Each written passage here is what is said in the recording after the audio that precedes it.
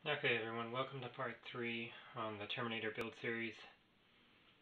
This time we're going to be going over printing the parts that you're going to need with your FDM printer for this printer. And just the details of what you're going to do when you print them. So nothing too complicated. This will probably be the shortest, easiest section of the build series, but I don't have any rolls of filament here to show you. But you're going to need one roll of PETG, or PETG they call it also, because that filament doesn't shrink too much. And sometimes if you're using PLA, I'll show you in a minute with some of the parts, but sometimes the PLA parts shrink too much. So you want a roll of PETG, you want one roll of PLA, and you're going to need 1 or 2 rolls of protopasta carbon fiber, which is what this is made out of here. This is the original carbon fiber that protopasta makes.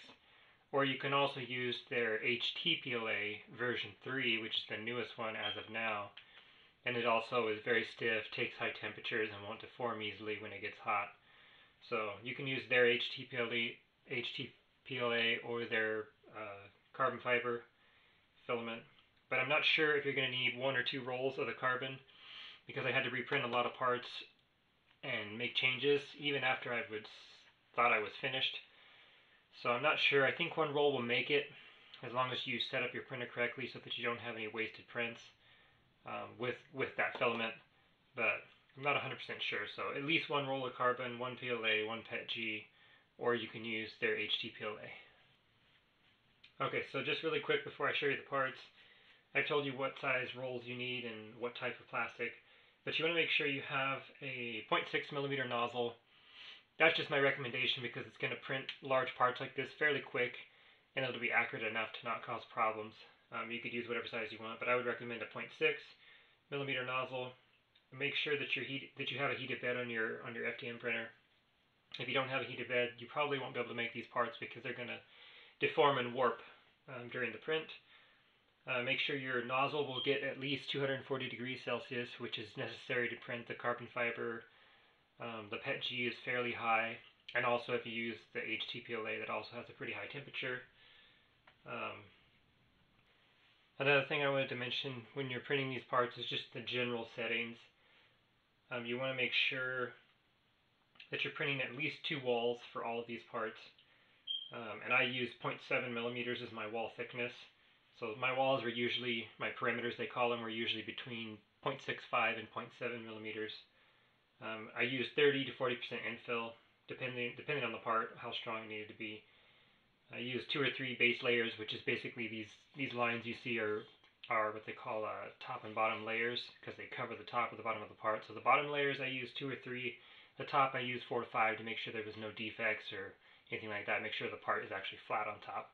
Because the bottom of the print, it's actually printing on the print bed, so it's going to be flat regardless. But okay, so I'm going to go ahead and show you guys the reason for using the PETG for most of the larger parts, and that was fitment and warping.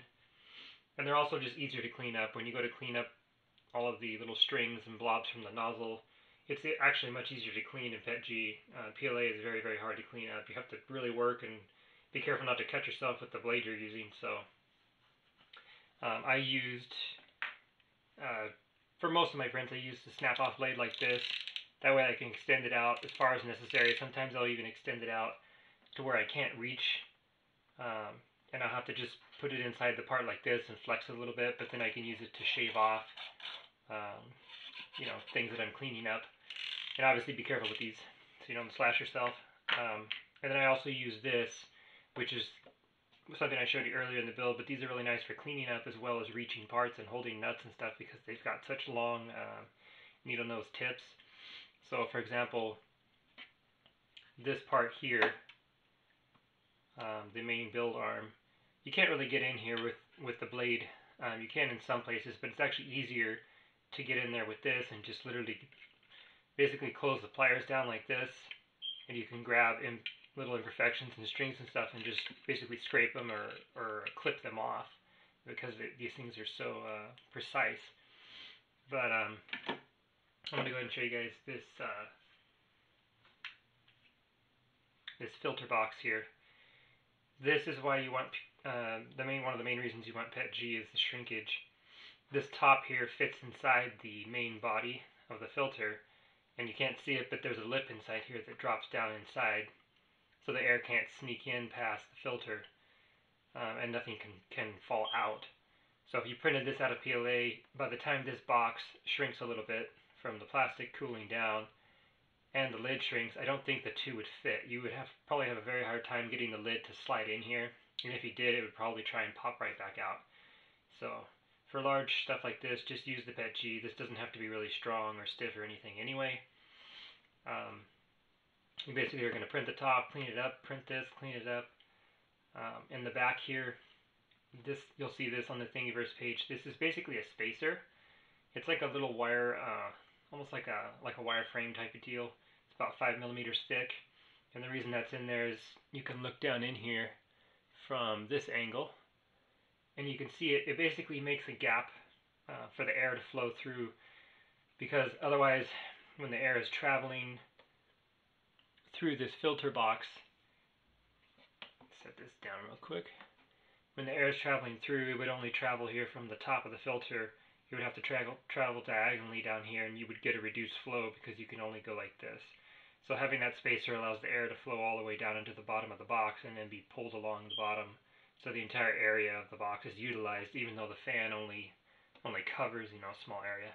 So that's pretty much it for this box. It wasn't very complicated. This is a spacer.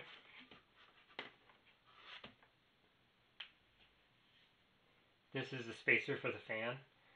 If some of you are wondering what this is to basically make the fan quieter, because when you mount the fan onto the back of the adapter, which I don't have here, that adapts to the box, the blades on the low profile fans are very close to the front of the fan, and they're so close that they make a lot of noise, because parts of the box are basically going right across the front of the blade as it spins, so it creates a lot of turbulence and extra noise. So this just basically, you mount it onto, you put this between the front of the fan and the adapter for the filter, and this essentially quiets it down because it gives a space between the front of the blade, which is spinning right here, up to where the actual adapter starts, so you don't get a lot of whine going on. So that's just to basically quiet it down. That's all that is. This is one of the fan bracket mounts for the intake fan. So these little legs here that stick up on the parts, these are basically going to go in between the two sides of the V-slot. So you're just going to slide this up into the middle of the V-slot rail. Your 5 millimeter bolt is going to go here, and then this little triangular wedge sticking out of the side here with the recess, this is where the fan mounts. So I don't have a fan here to show you at the moment, but basically a 12 millimeter fan has little corners with a recess, and those corners just slide into position. They're going to slide right up here, and you're just going to put a little bolt through there to hold it in place. That's about it. So there's going to be 2 of these. Do make sure and ream the holes out. With the closest size, it will be larger than your screw. So that's pretty much it for this. This is printed in PETG. Once again, I didn't use PLA because I didn't want it to shrink too much. So I'm going to go ahead and show you guys some more small parts. This is one of the early switch block mounts. This is what attaches to the back of the frame in the corner, and the on-off power switch slides in here and locks. And it also holds the plug for where you're going to plug in the main AC power to the power supply. So pretty simple. This is not exactly how the finished one looks, but just make sure to ream out the holes with the drill bit just a little bit past the diameter of the 5 millimeters, so that they'll go in there. And sometimes these have long recesses where the bolts go. Sometimes you have to run a bit in here that's similar to this size, maybe just under, just to get some of the blobs and stuff out of there. If your bolts won't drop in, just carefully ream this out. Make sure there's no junk in there. This is one of my early in-stop switch mounts. The final ones don't look exactly like this. They're slightly different shape, but they work in a similar manner in the sense that this goes into the V-slot once again. Your bolt comes in from this direction, obviously, and holds holds it onto the rail like this. And then this leg over here, which is, it's in a different orientation, but you could see it on the other part. These are basically built-in standoff spacers for the in-stop switch, because when you mount the little circuit board onto here, you have tabs and stuff sticking out of the back of the circuit board, so it won't actually sit flush. So these basically space it up off of the mount here, so that it'll actually sit flat when you bolt it on instead of being all crooked or trying to break the electronic board. So the other one's a different shape, but same general idea. So I did want to rip one of these off the printer just to show you, but you get the idea. This is once again an earlier NEMA mount for the NEMA 17 motor. The final one is a little beefier than this. I made this thickness here a little thicker, and I also made these tabs thicker. And the reason being, I found that this one just wasn't quite stiff enough during the prints. This thing actually loosened itself up and tried to slide down, which was more a vibration problem. Wasn't really what you would think of as vibration, but there's a harmonic vibration coming from the motor when it's running. Very, very, very fine, and I managed to loosen these bolts just enough over time to where the motor had almost pushed itself down during the print. But I found this wasn't quite stiff enough, so the final model looks very much like this, but just a little thicker. And this is printed in PETG, but I would recommend printing the real one that you're going to use in PLA. It will shrink a little bit, but the PLA is stiffer, and you want something really stiff for the motor mount. This wasn't really stiff enough, so print this in PLA. If you're crazy about strong parts, you could print this in the HTPLA or the carbon fiber, but print it out as something stiff. This is going to be one of the magnetic latches for the doors. It's pretty simple. This little thing here, this brim, I haven't actually cleaned it off because these are extras. You can see there's still some blobs here from where the nozzle transferred from the rest of them, but basically you just reach in here with a pair of pliers and take out this little blob. I could probably use the needle nose like I was mentioning earlier. And you just take a 1/4 inch round neodymium magnet and you just basically press it in. It should press fit. And in the back here, this is the back side, you would just put a piece of double-sided tape on here and stick it wherever you want, and you're going to have another one lined up here, so the two magnets will basically pull each other shut. So pretty simple. Make sure and print this out of PETG, because if you don't, your magnet probably will not fit down in here. In other words, PLA is going to shrink and your magnet won't go in there. If you printed this out of the carbon fiber, it probably would fit in there too loose and manage to fall out on you. So let me show you this really quick. This is the Z-brace joiner, I believe I called it. And this basically just joins the two vertical axes that hold the main Z assembly. This holds those two rails together at the top to make them stiffer so that they can't move independent of each other. So essentially, when you're done putting the frame together in the previous part of the series, you're going to take this, and these nuts here are the slide-in T-nuts, I believe they call them. They're going to have these nuts also on these bolts, and this whole thing is just going to slide in the top of the rails. So on the back of the rails, you're just going to line this up and slide it down till it's flush with the top, and make sure that your spacing on the rails is correct so that you don't have any slop, and then tighten these down. So it's pretty simple. This part back here, if you're wondering what this was actually for a brace rod. So you can have another piece of V-rail coming from here at an angle down to the back of the printer frame, and basically bracing the Z-axis so that it's stiffer. But after I switched out the Z-rails for the 20x40s, I found that this was completely unnecessary because they're so strong that you don't really ever need this. So I left it on here anyway, just in case someone wanted to use it, but I found that they're so strong that you really don't need them. So I did want to show you guys really quick the difference in the captive nuts versus the slide-in T-nuts. These are the slide-in T-nuts, as I mentioned a minute ago, and which means that you can only slide them into the rails. So once the frame is assembled, if you can't access the end of the V-slot, there's no way to slide this into the rail. So a lot of parts can use these. That's why I put in the previous build section exactly how many nuts to put and where. because once you assemble it, obviously you can't change it.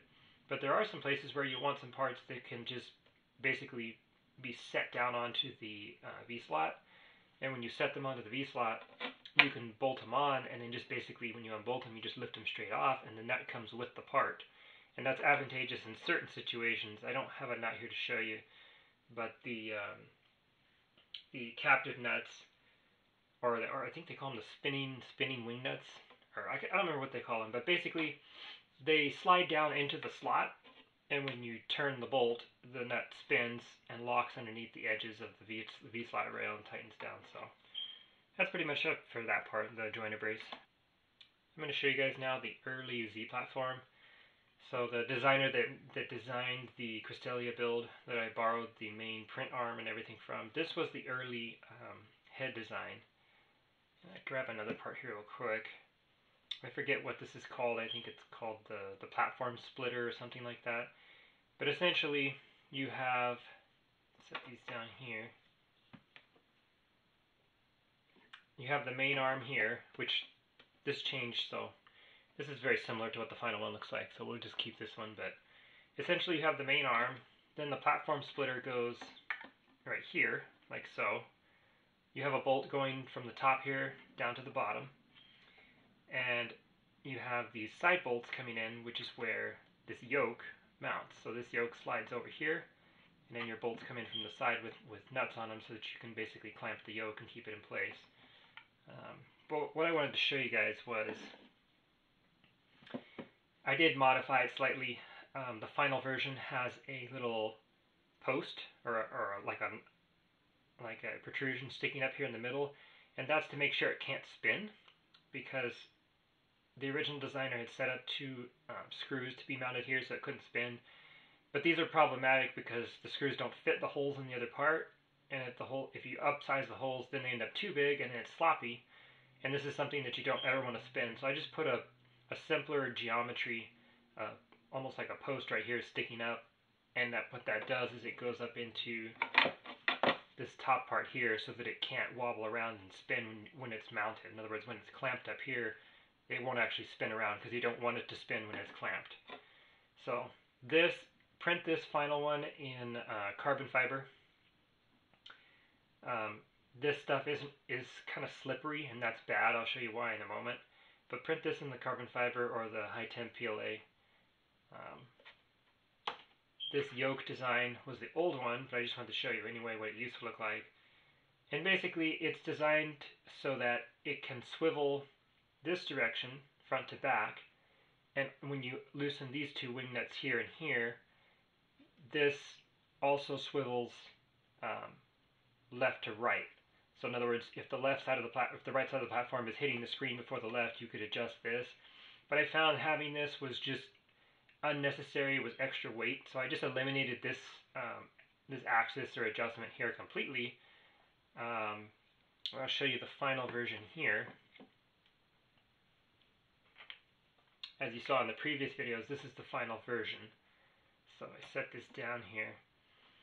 This is the new platform design, because I found that the old one, it would contact here, and then two in the back, but it was too small. So with this large build platform, the platform was too floppy out here on the edges, and your parts would break during the prints.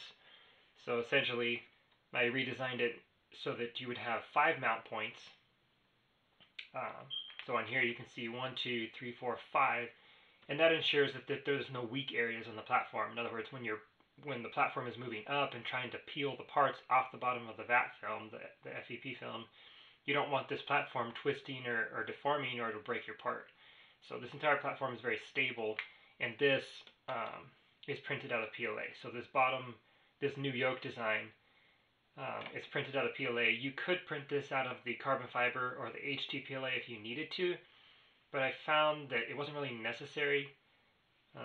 And also for fitment reasons, it's actually a good thing that this part shrinks a little bit, and I'll show you why in a second. This is the part I was showing you a minute ago, the old one, but this is the newer one, and you can see here the post I was talking about that keeps it from swiveling. And let me clamp this really quick. this part swivels like so, which basically allows the platform to move front to back, so you can tilt it up or down to let the resin drip off the back edge of the platform while it's printing. So the knobs here are just printed in PETG once again. It doesn't really matter, it's not that important. But the one thing I really wanted to show you was the assembly of this, because I didn't really go over it. I just mentioned that you needed to attach this arm, right, the main build platform arm, to make sure the frame was square in the last video, but I didn't show you the assembly of this yet. So basically, when you assemble this, these two tabs on this yoke are fixed. They don't adjust. So if you were to print this out of carbon fiber, let's say, these yoke tabs might be too far apart, and that would mean that this platform splitter was too sloppy, and you don't want that. That would be the worst case scenario. So it's better to have this part shrink a little bit and to have these too tight than too loose. If they're too loose, it's going to be hard to fill the gap, because I'm going to show you here in a second. It's very important that the yoke is very tight on here, but not too tight. So you don't want any slop, but you don't want it squeezing apart either. So basically, I don't know if you could see it here. If you can see this edge right here, tilt it like this. This black stuff you see coming down the edge here, it's hard to see because it's black on black, but it's, I don't know if you can see it here, it's like a fabric. There's a fabric on here, and what that is friction tape. And the friction tape keeps this head from swiveling when you don't want it to swivel. So I found that during the prints, let's say this was printing, right? I know the orientation is weird, but it's just so we can understand. When it's printing, if you had a part over here on the front of the platform and nothing on the back, then what would happen is the pressure here would pull the platform, and it would actually swivel like this, because it was pulling over here and not over here. So during the print, the platform would misalign itself, and then you would have misaligned layers and flaws. So it's very important that this yoke here cannot swivel once it's clamped. So in other words, it needs to be able to swivel and rotate when it's not clamped, but as soon as you clamp it, it should never move. If it moves during the print, you're going to have all your layers from that point on are going to be offset. So just buy a little $3 roll of friction tape and apply that snugly. I put 2 wraps, so I don't know if you can tell here, but I put basically a wrap here and then one right next to it touching it, and they come across the top and all the way down the side and around to the bottom. So the bottom doesn't really need it, but just go ahead and wrap them all the way around. And that friction tape prevents the yoke from swiveling once it's clamped during the print.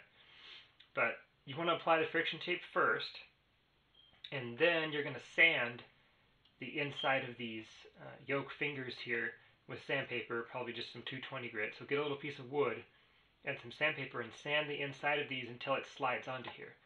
You want it to be snug, so it should take a little bit of pressure to slide it in, but if it just pushes right in with no resistance, it's probably too loose. And if this is too loose, what will happen is you're going to get this, show you right here, you're going to get the build platform here all lined up nice and flat so that it's absolutely perfectly flat. And then when you go to slide this in here, if it's too sloppy, when you clamp this, what happens is these yoke tongs are going to move in, which will pull these legs upward, and the center won't move because that's basically in the center line of the part.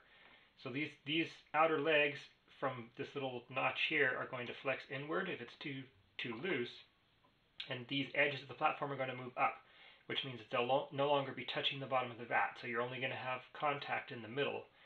So it's very important to make sure that this yoke is not too loose, or your platform will deform when you clamp it. And also, if they're too tight, that can be an issue too, because when this part slides up and down in here as well. When it slides from the top to the bottom, if it's too tight, when it slides down, the inverse will happen. These yokes will be forced apart, which will push this and this downward, and your center of the platform will not contact the screen anymore because the edges will be hitting. So it's very important to make sure this yoke fits well. But once you get that done, it should work perfectly when you're printing.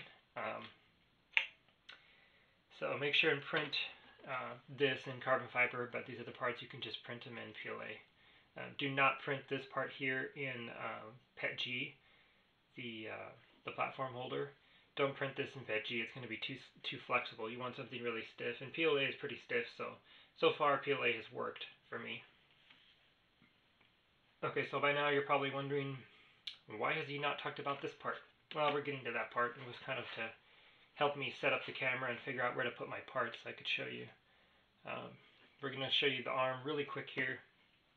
Again, make sure that when you design this, when you set up your slicing, make sure that you have enough perimeters so that these little crisscrossing shapes here do not have any infill. In other words, if you have the settings I mentioned, which was 0.6 to 0.7 millimeter walls and 2 of them, you're going to have enough perimeters so that basically the nozzle just goes along here and does perimeter traces, and once it does 2 or 3 traces, that's it. There's no infill.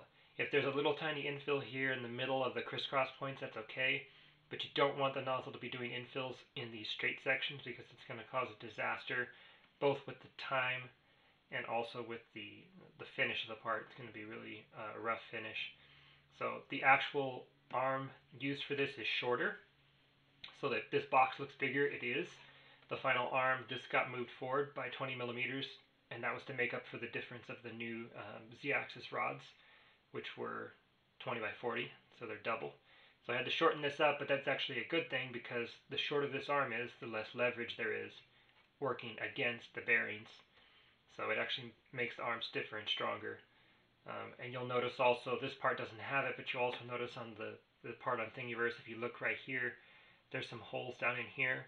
And what those holes are is for the Allen screwdriver to reach down to the head of the bolts, because there's so little space in here that you can't really get the ball-ended Allens down in there to run the screws.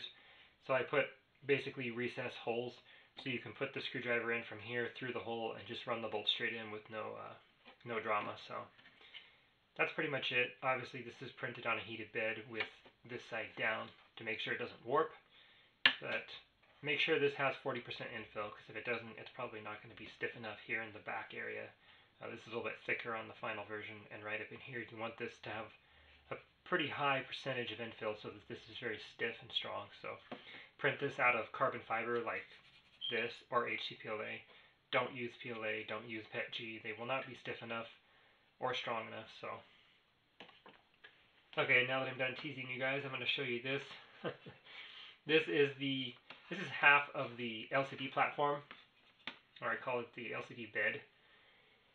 And essentially, it's pretty simple. It's basically just a left and right half. The overlap points here, if you can see this, are beveled. So this is the overlapping edge here where the other piece overlaps. I didn't want a shape or an actual design on the overlap because I knew that they wouldn't fit, and then the spacing from left to right would be wrong, so it wouldn't fit the frame. So basically they just overlap each other and you just tape them together. So if you want to use aluminum tape, you want to use duct tape, it doesn't really matter what tape you use. You're just going to set them down on a flat surface like this, against tape top, flip it over, tape on the bottom. That's it. Pretty simple. The holes are recessed here so the screws and everything sit down flush. These little slotted holes here, this one's kind of messed up, but this holds a captive nut. So essentially you have a 5 millimeter bolt going upward. I think it's 30 or 35 millimeters long. I can't remember the exact length, but you put one up through here, and then the captive nut goes in here, and basically the nut clamps the bolt because that's the post that your vat is going to mount to. So your vat's going to mount to that bolt, and then it has a little bit of, you can see it's almost like a slot, and that's intentional because depending on what you print the vat out of, it could shrink slightly in this X direction, left to right. So in other words, if I print it out of PLA, it's going to be smaller in this dimension. If I print it out of carbon fiber, it might move out, half a millimeter, so the posts will no longer line up. So basically, you get these almost snug, but just enough so they'll slide, and get them to fit the vat. So you're going to slide the vat onto these posts after this is mounted to the frame. Slide the vat down onto the post and make sure that they're sliding on freely. Then you can slide the vat off and tighten them up from the bottom. To make sure that they don't ever move on you. But that's pretty much it for that. This slot here is where the ribbon from the LCD cable comes down through the platform. So there's a piece of acrylic laying in this little recessed slot here. It's 1/4 inch thick, and then you have your ribbon cable from the back of the iPad screen coming over here and going down through this slot. So that's where it goes down. But that's pretty much it. This is a 40% infill. Obviously it's carbon fiber. Don't print it out of anything else except the HTPLA. This needs to be very stiff. I don't know if you can see, it's pretty hard to deform this. You can see I can twist it a little bit, but when it's laying down on the bed and it's bolted down, there's really no movement, and that's what you need. So you can actually tell it's deformed, so don't freak out. This was printed on a heated bed, so if you can see here, especially right here on this leg, when I push down, how it deforms. It's not perfectly flat, and the reason for that is because the bed was perfectly flat when it printed, but the top of this part cools before the bottom, because the bottom is touching the bed and the top is not. So essentially the ratio of shrinkage from the top of the part to the bottom is different, and because it's so large and so flat, regardless of the amount of infill in here, it is going to deform after it cools down and you pop it off. Don't freak out. When you bolt this down to the frame is going to hold it flat. So it may be a little off, but once you bolt it to the frame will keep it flat. And all that really matters from that point is that it's stiff enough to not move around on you. So also make sure that you use the triangle pattern for the infill, because that's going to be the strongest infill pattern. I use slicer, so I just use the triangular pattern at 40% infill. 2 walls, 3 on the 3 bottom layers and 5 on the top. This is a finished platform, so you can see kind of how it looks. I had some issues with the alignment of the screen. The screen was not in the correct position, front to back here, because that is very important. It had to line up with the arm, so that everything was centered when it came down on the actual screen itself. So that's why I have a couple extra of these. I got the spacing on this wrong twice. So luckily I only printed half of it before I caught it and fixed it again. And then I had to adjust it again when I changed another part. So this is PLA and this is carbon, but you can see they just are taped together with masking tape. Bottom's pretty simple, it's perfectly flat. No complicated things going on here. It's a very simple part, but it works great. I also wanted to show you guys a couple details I didn't show you on the vat, and that as it pertains to printing the vat. And that is, when you're reaming the holes, like most of these parts have pass-through holes where you ream them. But in the vat, this is what I call the base or the seal. So this area from here to here that travels all the way around, that's what I'm calling the seal or the base. So you know what I'm talking about here? So the base or the seal needs to have the holes reamed out. So in other words, take a drill bit, ream every one of these holes, and make sure that these bolts slide in there without catching. Now on the top of the vat, which is this part here, oops, didn't want to leak resin, but looks like I'm leaking a little bit of resin there from the edge.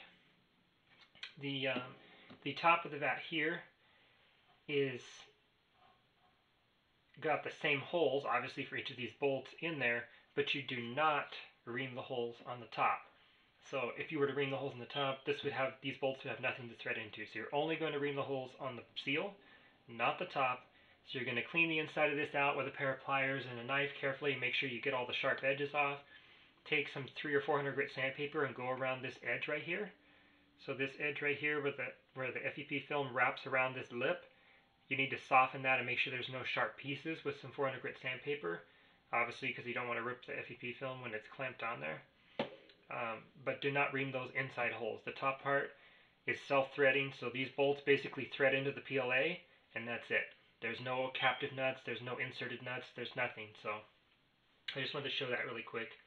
And I said in the first part of the video that I didn't have the vat deforming yet, but I did eventually have an issue. I don't know if you can tell here, but when you look, you can see here in the middle of the side that it goes in a little bit, it cups in, and that's both on this inside lip and out here on the outside of the frame. You can see the outside of the frame curves just a little bit. So while it is still working just fine out of PLA, If you want to just print it out of PLA and see how it works for you, go for it. It's super cheap. But if you want to make sure that it never twists or deforms on you at all, go ahead and just print it out of carbon fiber, or you can use the HTPLA filament, and those filaments are a little stiffer. And the reason this deformed is not the tension of the film.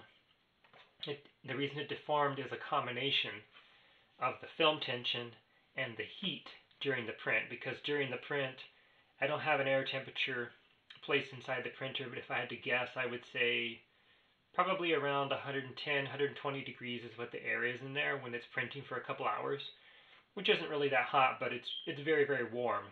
And what happens is the PLA, with that high tension pulling on the film, and you have this pressed down against the screen, which increases the tension even more. The combination of the tension and the heat allows the PLA to start deforming and stressing a little bit inward. So if you want to do long prints and you plan on, running in a hot environment, go ahead and just print this out of carbon fiber or the HTPLA, and that way it won't deform under the heat. The actual physical design of the vat is strong enough, as long as it doesn't give way under the heat deflection temperature, they call it. So,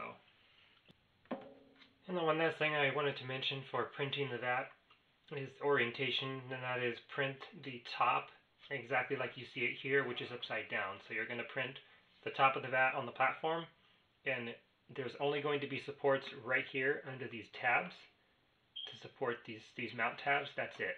The rest of the vat will literally print from the bottom straight to the top. It's designed that way.